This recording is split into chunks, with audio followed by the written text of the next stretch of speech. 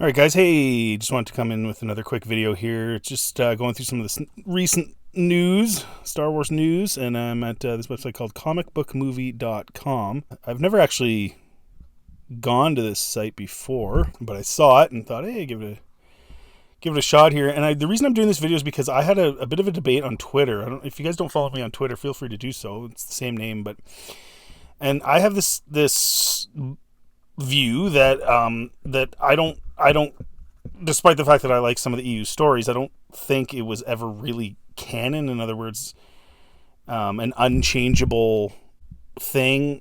And part of the debate about like the definition of canon with people, like canon is, means like this is it. This is the story. And I cited this quote from Alan Couch, who was Lucasfilm's continuity editor and basically the guy responsible for keeping things in line story-wise and canonical. His actual quote is, he used the word gospel. Well, that's kind of the origin of the word canon, is biblical canon, as in this is the Bible, you are not going to change or adjust this.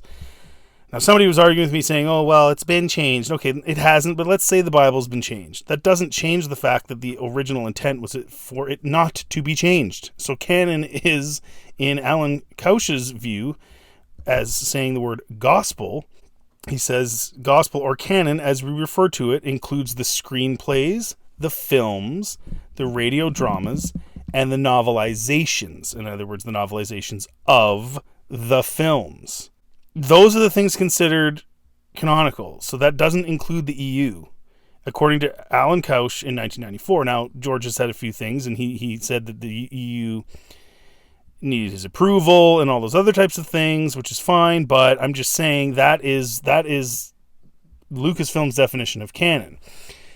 And so I was just saying, I tweeted out that, it's if the EU was considered canon by George Lucas, then why are his sequel plans going back to, we first talked about it really publicly, not EU?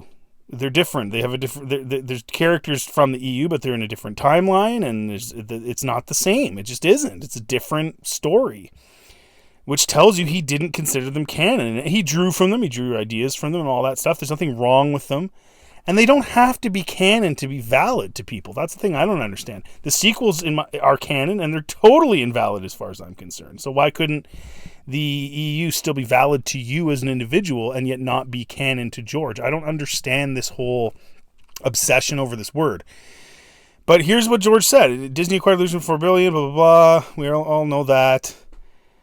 And we all know about the problems. Okay, so the Star Wars Archives, episodes 1 to 3, 1999 to 2005. And so that's going back a ways. He reveals what his trilogy would have entailed. After the Rebels won, there was no more stormtroopers in my version of the third trilogy. So right there's differences. I had planned for the first trilogy to be about the father, the second trilogy to be about the son, and the third trilogy to be about the daughter and the grandchildren. Okay, so episodes 7, 8, and 9 would take ideas from what happened after the Iraq War. The stormtroopers refused to give up when the Republic win. They want to be stormtroopers forever, so they go to a far corner of the galaxy and start their own country or their own planet, whatever, their own rebellion. You can argue whether or not you like that idea. I have a video about that. I'm not a fan, but whatever. Gangsters like the Hutts are taking advantage of the situation. There's chaos. The key person is Darth Maul. Again, I'm not a fan of that. How many times is this dude going to die and be resurrected? Who had been resurrected in the Clone Wars cartoons. Now, mind you, he did say these quotes before he was killed again. He probably wouldn't be able to bring back Darth Maul, but he brings all the gangs together. Or maybe he does. Maybe he finds a way. One is with a set of cybernetic legs like a spider, and then later on he has metal legs, and he was a bit bigger, more of a superhero. So Maul trained a girl, Darth Talon, who was in the comic books as his apprentice. She was the new Vader, and most of the action was with her. So these were the two main villains of the trilogy. Maul eventually becomes the godfather of crime in the universe because as the Empire falls, he takes over.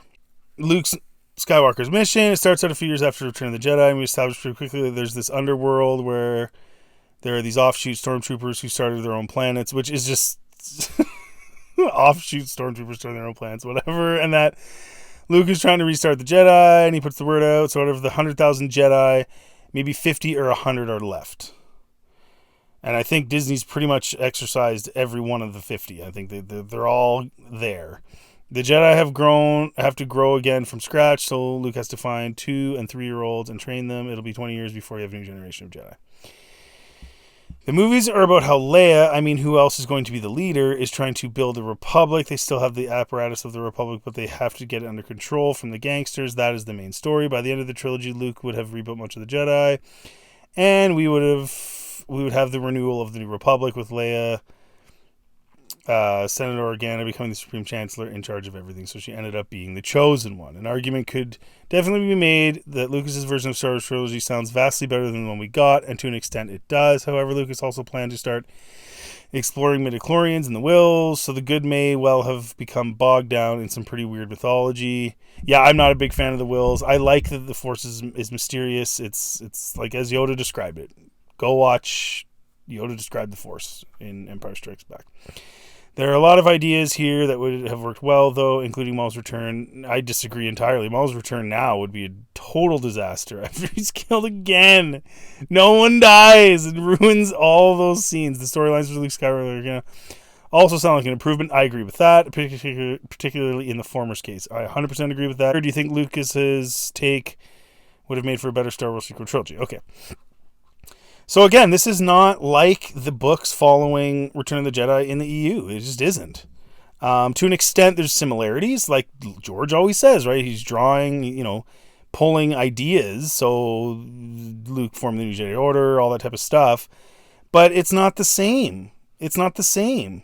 And that's the part that is bothersome to me when these people are like, the EU is canon, blah, blah. No, it never was. It never was. It was drawn off. But having said all that, I'm not a big fan of this either, and I'm not even saying that the treatments he gave to Bob Iger are necessarily these treatments, although I would suspect they're similar. I would suspect Talon is there, something like that. If that's the villain he wanted to go with, whatever. I certainly suspect Luke would be forming a new Jedi Order, and I firmly suspect that Leia would be working out a way to, working in the political realm, much like her grandmother and her mother, and going through the whole process. So, yeah, again, it's different from the EU versions of what happens after Return of the Jedi for sure. And what do you guys think about this? Do you like these ideas? And what do you think about the fact that, the whole EU canon, and is that important to you? Do you even really care? Does it even matter? And is it worth making such a big deal out of it? And if you like this content, feel free to check out my other Star Wars content. There's plenty of it. And like and subscribe, and have a good day.